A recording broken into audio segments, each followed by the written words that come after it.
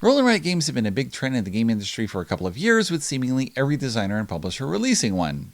Or more, depending on the size of their market. But you know a trend has really taken off when a giant in the industry starts releasing titles as well on trend, which is the case with Mattel releasing not one, not two, not three, not five, but 4 roll and write games based on IPs already in their catalogs. Well, I'm not familiar with Lowdown, but I definitely know Skipbo, Uno, and Blokus, and I'm assuming that millions of other people do as well, which is probably why Mattel is releasing these. I have not played the Lowdown or Skipbo dice games yet. I have played Uno dice game. I've played that a couple of times, and it is very much Uno, but with dice, not because you're trying to get rid of dice, but because you're trying to play things that match in order to do well. The winners seem somewhat decided randomly, and you get to be a bit of a jerk to each other.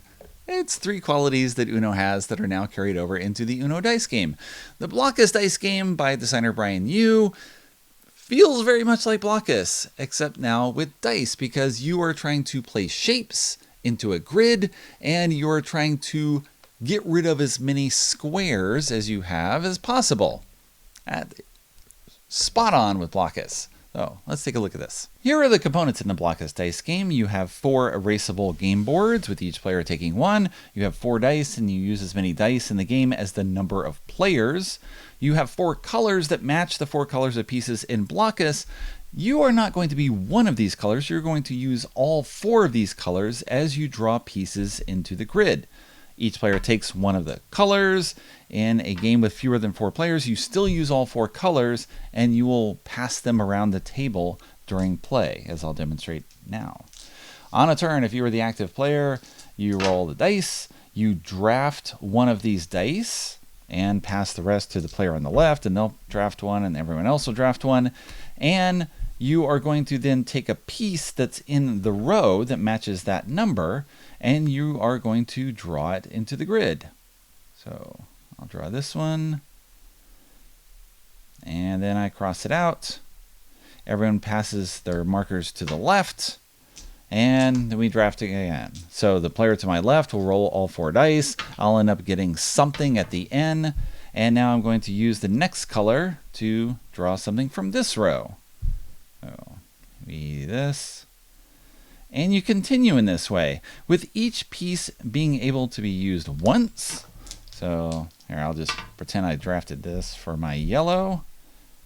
So the yellow corner, sure, we'll go ahead and do this. Give me lots of corners to build on. The basic rules for Blokus still apply, in which a color must touch pieces of the same color only at the corner.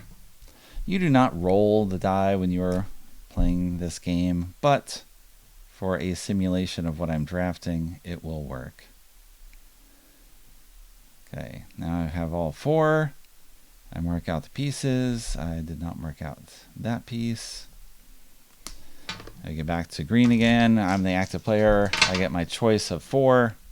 And now I must build a piece off of the green that's already here, just as in the regular Blokus game. So maybe I'll draft a 4 this time, and I will do this stair-steppy piece, the W.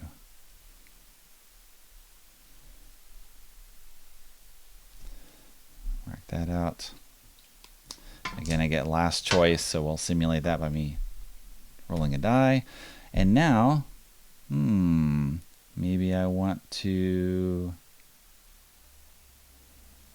do this piece with the 3.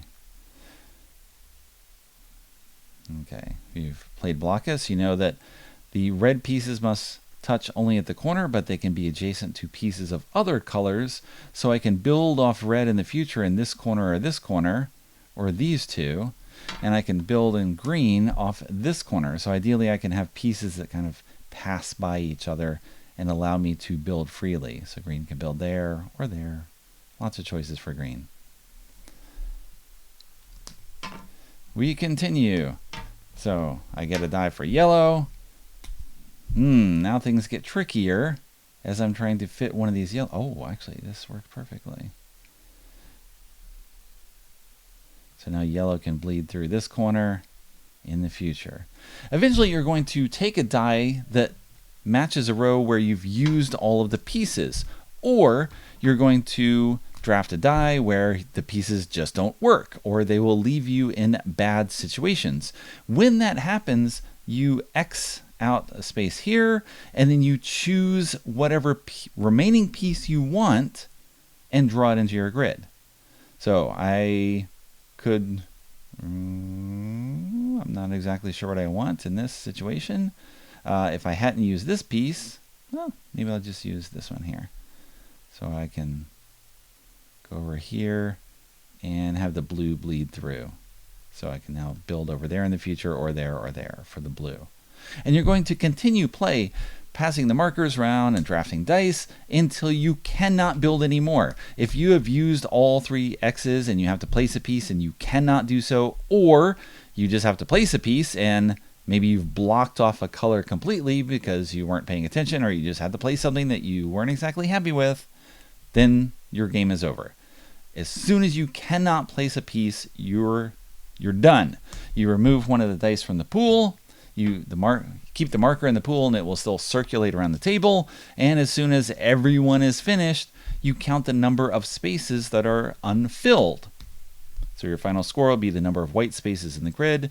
You add that up, and whoever has the lowest number wins. I played Blokus 5 times on a review copy from Mattel with 2, 3, and 4 players. I think I did a decent job of playing on the fly, just rolling dice and putting out pieces and roughly getting things to match up to see where I could bleed through. Of course, in an actual game, other people might be taking the dice that you want and then leaving you with poor choices.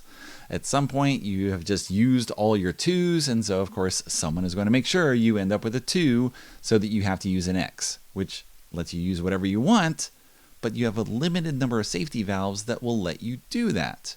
Sometimes during the game, you will choose to use one of those X's just because you'll have the perfect piece that will let you pass through and let you keep building.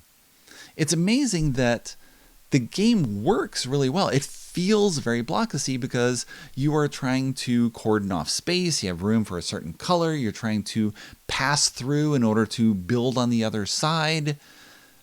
But it's more of a cooperative feel because you are playing all 4 colors and you're trying to make them work together as much as possible in order to leave as few white spaces as you can.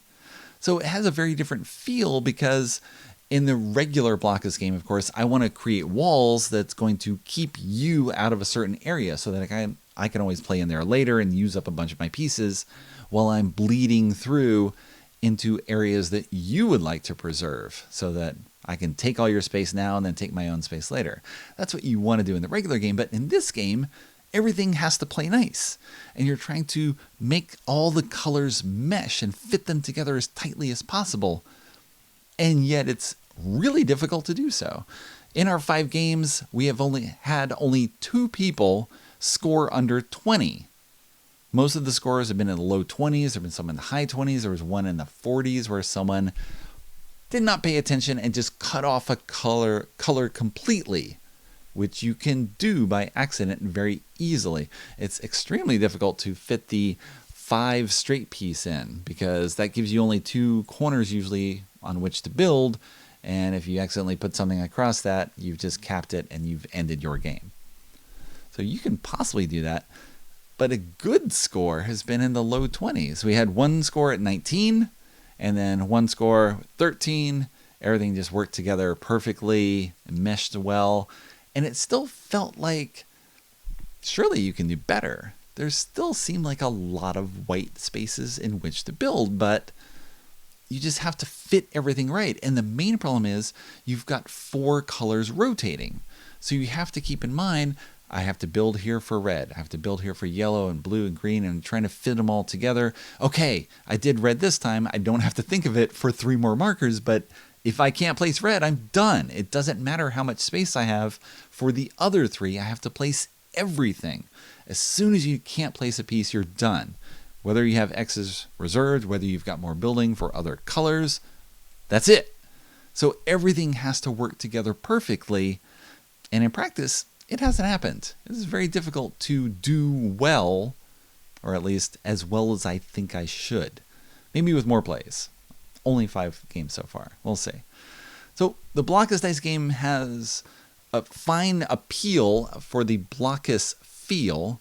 It's got a small package. It works well at restaurants. I've already taken it out there. It's got a erasable board, so that works fine. The production difficulties that exist in the game come primarily 2 things. The yellow is somewhat hard to see, especially if you're crossing out pieces with the yellow. It's easy to miss that you have something crossed out because it's a tiny little space that you're now covering with yellow. It just kind of blends in. The yellow picks up other colors as well when you draw next to it. You can replace it with markers of your own if you want. In addition, the protective shield to keep the marker lubricated. I don't know what do you call it? Wet? Moist? What do you call it? So that it doesn't go dry. There's no word for the other way. It's a very tight circle, and so if you just jam the marker back in, off the nib hits the circle and then splits. And it still works. We're still drawing with them, but maybe I've been playing with careless people who have just destroyed the markers. So there's that warning. Aside from the game, of course, being extremely difficult. I had one player who did not like it, even though they liked Blokus, because they like the tactile feel of the pieces, that it's more easy to flip something around and see where you're going to place it and possibly put it in the grid. And nope, I'm going to back out. I'm going to do this one instead. You lose that in the dice game because it's hard to fill in something with a color and say, yeah, I don't want to do that. I want to erase it. And you're trying to erase very carefully in the squares and not erase anything else and then put everything back. It's much more difficult to do that or to see how you're going to flip something and move it around. So there's that element that you may miss from the original game, is just the feel of the pieces themselves, the sort of clacking in the grid as you play. But otherwise, it mimics the Blokus feel very well, where you're just trying to pack everything in as tightly as possible and hopefully mess up other people by passing them dice that they don't want. So there's a rundown of Blokus dice game. As for the other 3, we'll see.